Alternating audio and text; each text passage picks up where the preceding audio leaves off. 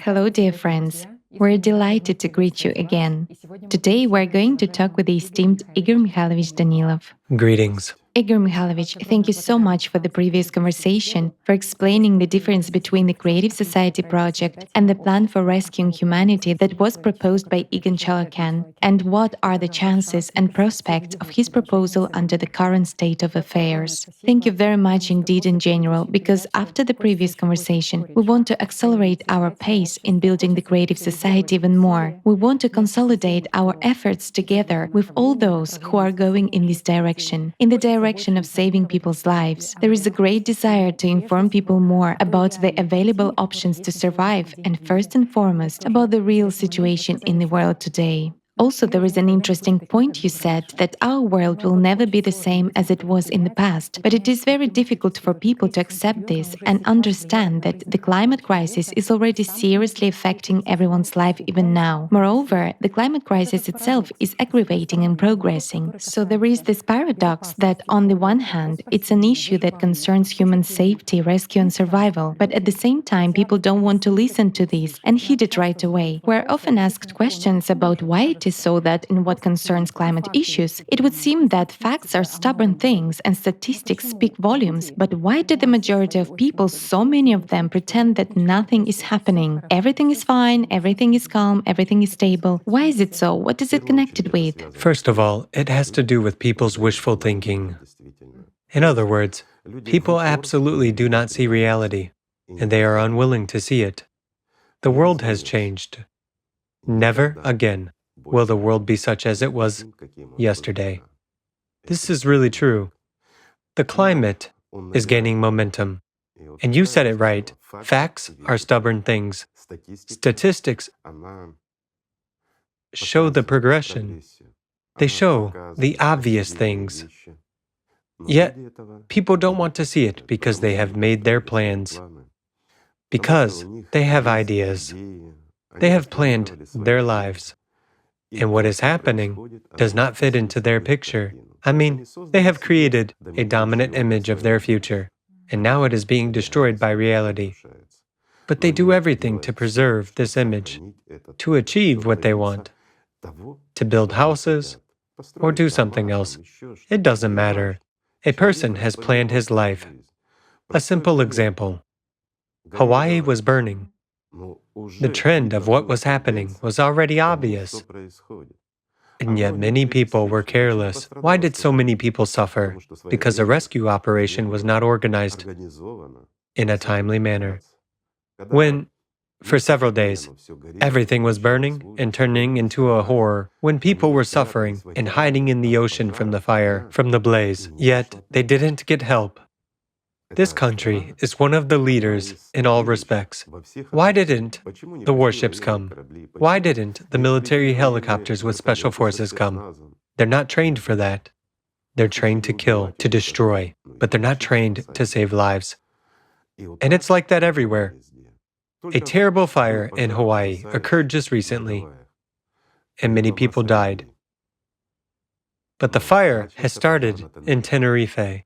And many people, despite seeing that the fire is burning, went to the beach. Why? Everything is simple. They had plans to go to the beach. So, was that carelessness? No. They carry out their plans without even thinking that this fire in Tenerife could turn into the same disaster as in Hawaii. Do people understand that? No. Why? Because their plans dominate them. Their obsessive and dominant image. They decided yesterday to go to the beach today, and they go there without realizing that this fire could engulf the entire island in the blink of an eye, simply because we are humans. While being humans, we are supposed to be different. We must not only take care of others, but we must take care of ourselves. Our safety, our lives, first and foremost. If we don't take care of our own life, how are we going to take care of other people's lives? A simple question. Let's take China. Bridges were washed away, houses were destroyed. It was a nightmare. A great country with a really powerful army. Was it so hard to send the same military to save people? They could have done that, but they didn't. What's more, they started to silence it all as if nothing had happened, so that others wouldn't hear anything. This silencing, concealment of facts at the national level, one can understand them. They are trying to extinguish panic. They don't want to look stupid, that their powerful countries cannot cope with elementary, simple things, that in reality, they cannot ensure the safety of their own citizens, and they indeed cannot. There is no weapon against the climate. They are powerless against the climate. They must admit that, and they need to prepare for it. But there is a different agenda, both at the level of states and, at the level of individuals. Everyone has their own plans. Everyone has their own aspirations. The climate does not fit in there. That's why people stubbornly do not want to hear and just ignore it. They ignore what doesn't fit into their reality. And what we are saying, what Mr. Chalakian is saying now, is perceived as a continuation of the CO2 theory, which proved to be invalid and false. And many people reject this, saying, "What are you talking about?" Again, CO2 and climate change. And they will again demand money, right? That's how this is perceived, that some crooks are sitting there and want to make money out of it. That is, people are so immersed, in their dreams and desires, that they do not see that all their plans are collapsing. And that's the reality. That's the entire problem. That we don't want to see the obvious. Hence, there is hatred. Hence, there is irritation. Hence, the unwillingness to face the truth. And that hinders the processes which should have been launched long ago to save the world. That's true. Let's touch upon simple, banal things. Today there is a real threat. There is a threat in America. There is a threat in Russia. And when we talk about the inevitable, terrible climatic event, everyone has an image. This image was artificially created, and it was imposed on the heads of many people, especially Russians. This is true. Why? Because that very Edgar Cayce, an American soothsayer who saw all sorts of images in his dreams and sometimes made accurate predictions, what did he say? That Siberia would be the Ark of Salvation. And now, wherever you look, everyone is saying, yes, it will be. There will be problems. There will be floods. Everything is the same as always. Such things happen. But everyone will be saved in Siberia. Siberia will save us. Isn't that so? Again, there are forests in Siberia and many other things. Well, sort of, there is such a hope. Indeed, there is. The dominant image is already formed, yes. Do you know what the scariest thing is? The scariest thing is that the plume of magma that has formed under Siberia is so big that even Yellowstone cannot compare. And the danger of Siberia is greater than the danger of the American supervolcano. This is true. Do they want to see it? No, they don't. Don't they see climatic changes? They do. Do they not see that, magmatic rivers are changing their course, that magma is coming up very close under that very Siberia, for example? Don't they see that the world is changing before their eyes? Yes, they do. But why don't they talk about it? They are not allowed to. You see, even journalists are not allowed to write the objective truth about Hawaii. They are not allowed to talk about it out loud. So, freedom of speech has ceased to exist. It's a matter of national security. What kind of national security can we talk about now when it's a matter of supranational security? It is now at the top of the list. This means that our world is really being destroyed. What was in Hawaii yesterday will be in Siberia tomorrow. It's inevitable. And this can be proven, even by an ordinary scientist, if he finds the strength to tell the truth, the objective truth. What may happen? And if nothing is done, it will definitely happen. It will be catastrophic, not only for Russia, because many haters of Russia will start rubbing their hands together and say that this is what Russia deserves. Who deserves? People like us. But it's all going to affect us. All of us. Wherever we are, whatever country we live in. And it is all because of what? Because we have been divided. We have been made enemies. We hate each other. And there are many other aspects. We believe in nonsense, but we don't understand reality. That which does not correlate with our dreams, our desires, and our plans, we reject. Now again, if we take that very Egon Chalakian, he is a man whose theory of degassing absolutely correlates with our theory. And in fact, this person should be number one in the world now. This is true.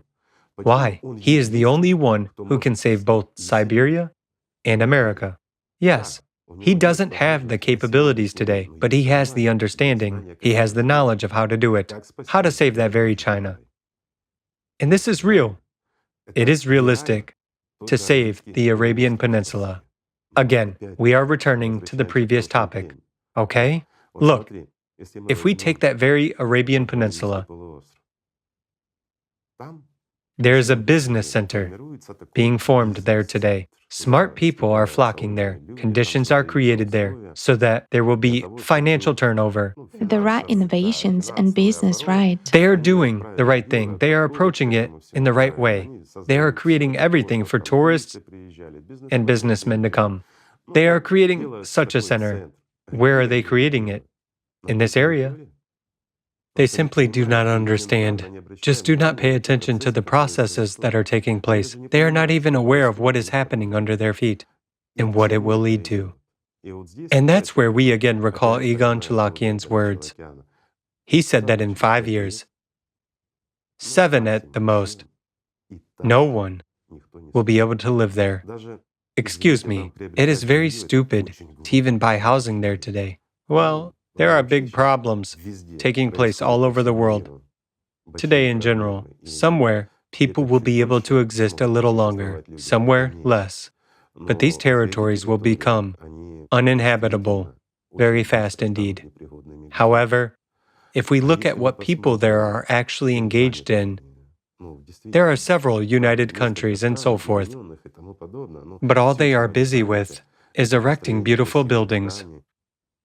Yes, that is right, good and wonderful, but not in that area. After all, everything will be destroyed. It will simply be unrealistic and impossible to live there. Why do people not hear? Will they heed him? No. I mean, Mr. Chalakian, will they heed other scientists?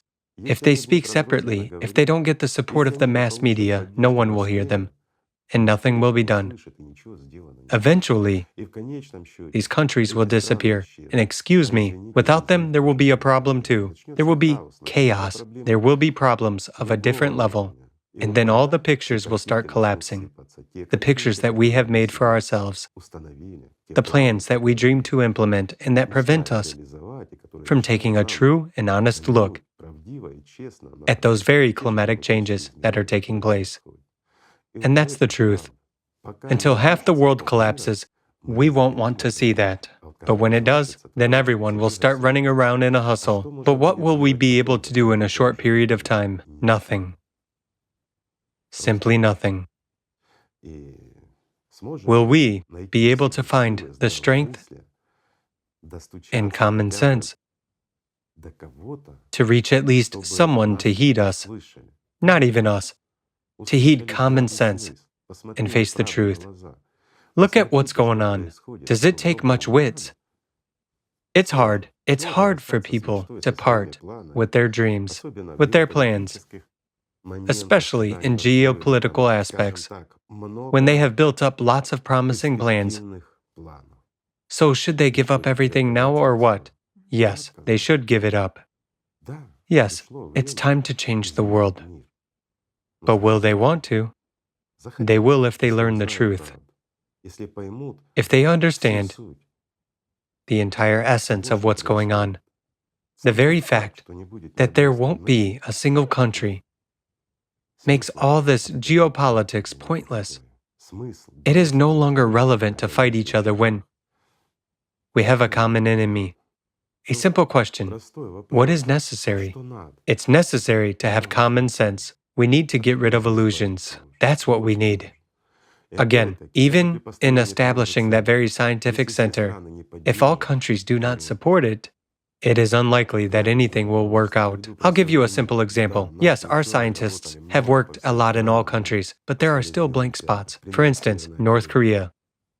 A simple point. After all, not a single scientist has ever set their foot there, at least not our scientists. I can't even imagine a picture of them coming and starting drilling works to examine the geochronological data of Quaternary sediments. After all, this is elementary, simple, and it is very objective and clear evidence to make trivial measurements of those very magnetic fields and conduct analysis. Imagine if someone came to North Korea and started doing this, and this implies hundreds of drills across the country. There are no heroes to do that. What heroes? These are simple, elementary things. Yes, it's clear that we know something, but I'll give you a simple example. Imagine we do a medical checkup on a person. We see that he has some pathology. We've examined everything except one kidney. What difference would it make? After all, the tests show more or less okayish results. There's nothing found anywhere. But this kidney has a focus in it, which caused this whole negative picture, while we failed to examine it. Could that happen? It could. Anything can happen, and there are no trifles. So in order for it to be really efficient, we need to somehow bring back people's common sense. How? That's a good question. Again, the media is forbidden to tell the truth. Journalists pay no attention to alternative opinions. I mean, our opinions are alternative. Okay, then let's call everything else an alternative opinion of nature. Let's call it so, okay? There's an alternative reality that is being formed. Everybody lives in an absolute reality. Everything is fine for them. The climate isn't changing. Well, CO2 isn't going up a bit, but they're actively fighting it, aren't they? Whereas we live in some parallel illusion where everything is bad. Well, it's so surreal. It feels like either we're crazy or we all want the world to end. My friends recently sent me a screenshot of people's comments. I looked at what they were talking about in the comments on the climate topic, how they were fed up with everything, how they wished the world would cease to exist, and all that kind of negativity. These are just people leaving comments. And when you look at it, you start thinking, maybe we are all crazy since we say and think that. Since we're being manipulated by such negative opinions, and that's our life mindsets.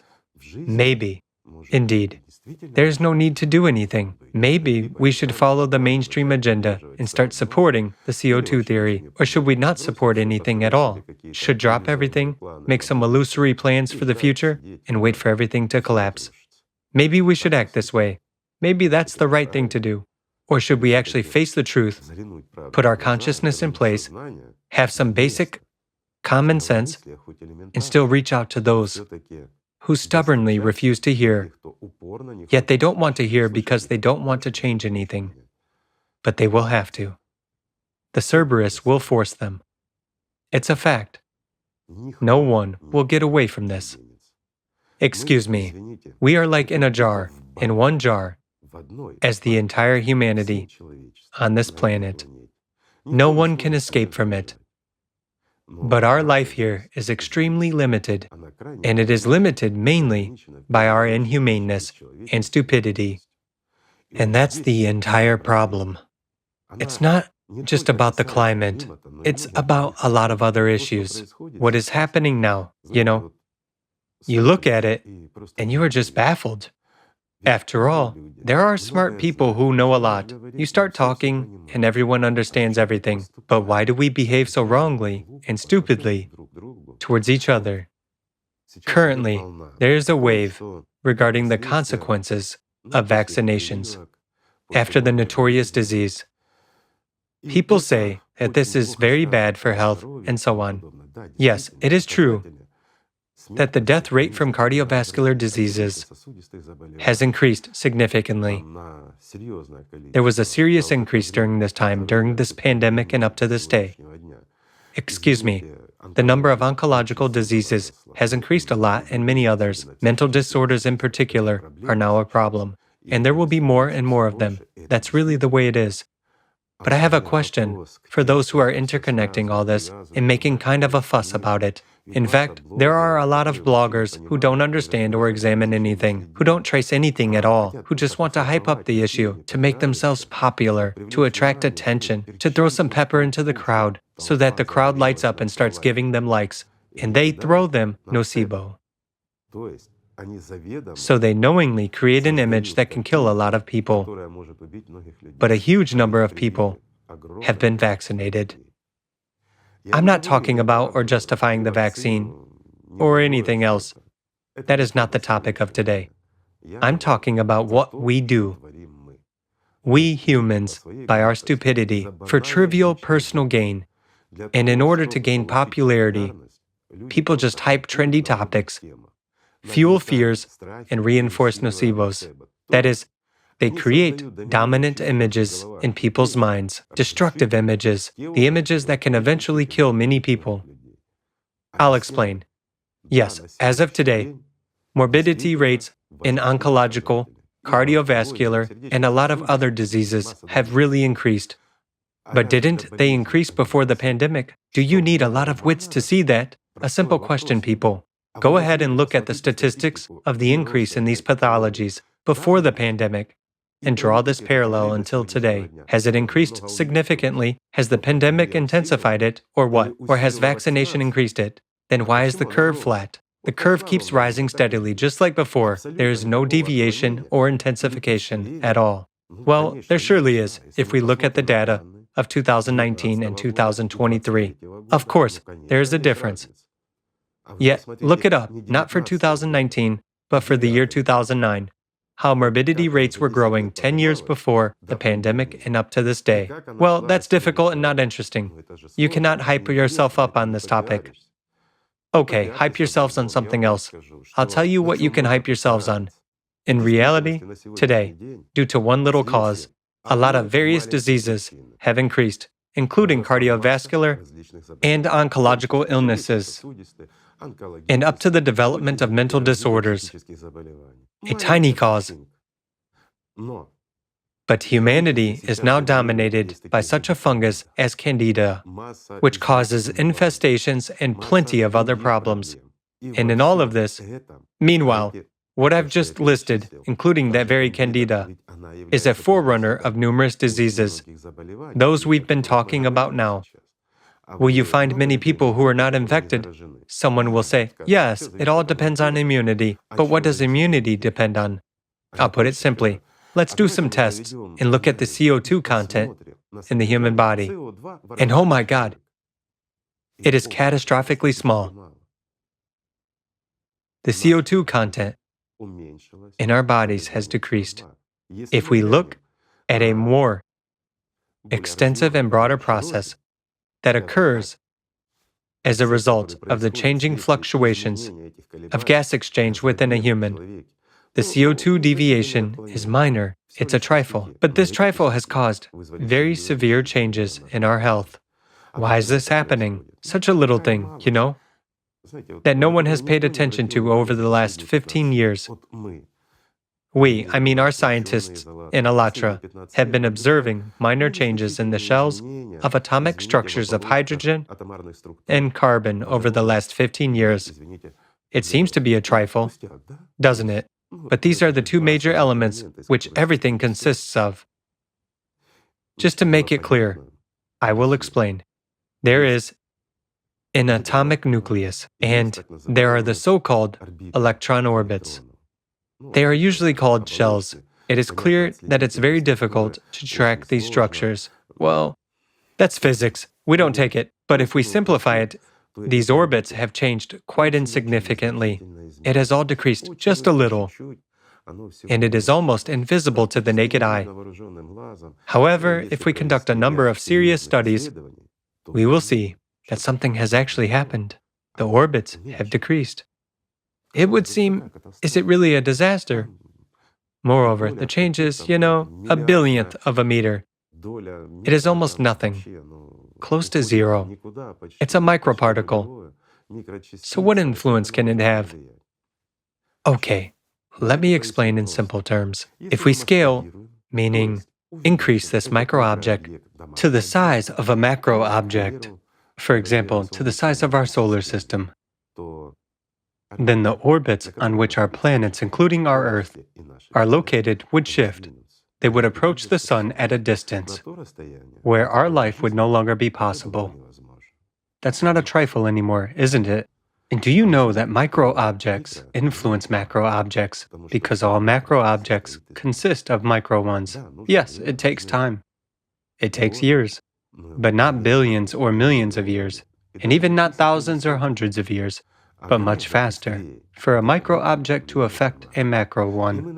And we observe that those changes which occur in us, humans, are based on physics. We tried to look at things more broadly. We connected seemingly unconnectable things. Particle physics, quantum mechanics, and a human. It all seems to be different. But how can it be different if everything in this world consists of these little things, and they are far from being little? Well, that's a completely different subject. But it shows our irresponsibility, inhumaneness, and lack of understanding. I mean, those nocebos which we ourselves launch. Let me explain for those who do not understand. A blogger is sitting and hyping himself on the statement that the vaccine kills people. I'm sorry, I'm speaking bluntly. Or, in order for our social media not to block it, he says, the vaccine has a negative effect on human health.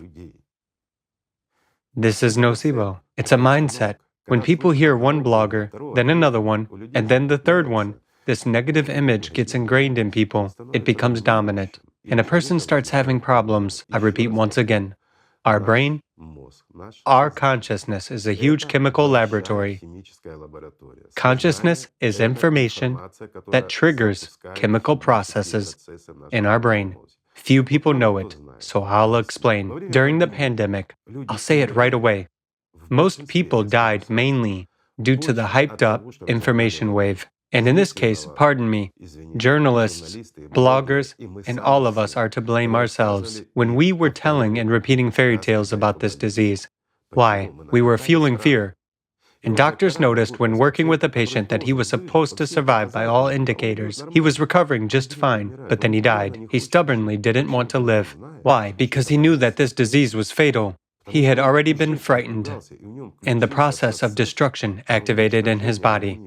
After all, our consciousness is a process that triggers chemical reactions. It's extremely difficult and in some cases, almost impossible to reverse them. And any normal physician will say that, for the most part, people's deaths during the pandemic were the result of nocebo. This is something that we, humans, have created ourselves with our truly irresponsible attitude towards each other and ourselves. Why? I'll explain. That blogger or journalist who was so cleverly telling something somewhere and scaring other people was just hyping and enjoying it. But he doesn't know elementary things. He doesn't understand physics, especially physical and chemical processes. And all the more so, he doesn't understand what information is and what a reverse wave nocebo is. Let me explain. He launched those rumors, but the rumors returned to him, to his family and friends. His family and friends start getting sick and suffering, and God forbid, die from what he said. It would seem that one person is nothing, but we have just discussed the change in the shell. In the orbit, let's say at the micro level, by a micro extent. Yet if we scale it, that's a global disaster. It would seem that one little person, what can he do? But he can do a whole lot. He can lead the entire humanity to death. Knowing the truth about that very climate and having an opportunity to open his mouth and tell the truth so that people see the cause and realize what consequences await them. One man kept silent. Well, it doesn't concern him. He has other plans. But he actually hasn't launched placebo, something that heals and cures. Yes, some people will say, we're talking about climate in a negative way and say that there may be destruction. Can't we shape the death of our planet by such statements? I'll explain. These are people infected with magic. They have so little knowledge, let's say, of the information exchange in nature. To put it in civilized terms, they have elevated their megalomania with stupidities and fairy tales to such an extent that their opinions, their understanding and influence, or how to call it, their dreams or desires can affect the whole world. There are different laws there. And no matter how much we say that the world will be saved, no matter how much we pray to any gods, there is one God, but everyone prays to different ones. And this is also true. Those who do not know God. So these prayers will not be able to stop the climate. And you can see that climatic problems are only aggravating. Why? A simple question. After all, God is almighty, and we pray. Well, just because it is freedom of choice, because in reality, the current climate problem is not only due to the cycle, but also due to the anthropogenic factor, due to our careless attitude to nature, our selfishness, consumerism, and banal human foolishness. Today, when we should have been united, should have all been standing shoulder to shoulder with each other and solving this problem a long time ago. Today, we do not even recognize that it exists, that there is cyclicity, and there are changes. When the ground is already melting under our feet, we don't see that. When, significant changes have taken place in our atmosphere, pathological winds have emerged. Doesn't that exist? Haven't the changes occurred in our atmosphere? And what are they caused by? Not only by heating of the ocean, but by the circulation and new currents of magma. Doesn't this have an influence? Some will say, but how can it influence? There's the crust, magma flows somewhere down there, while the winds are here, and here it all, in fact, everything is interacting, friends. Okay, I won't go into these details and tell you what is unnecessary and uninteresting to you at all. Perhaps somebody's interested. Whoever is interested will find the answer themselves. People don't need all these subtleties because they don't even see what is in front of their eyes when they don't want to see it. This is the truth of life. At a time when it's necessary to do something, we are idle simply because we don't want it. This is true. The truth is that someone or something prevents us from seeing what is obvious. The truth is that we all want to live well, but we don't apply any effort to it. However, we can change everything because we are people, and we have such an opportunity. We just need to wake up from stupidity, from this surrealistic dream, and become humans. Then everything will improve. We need to hear each other. We need to bring back common sense into society now. Then we'll have a chance. And then we will be able to do a lot. Thank you. Thank you very much. Thank you, friends. Peace and God's love be with you.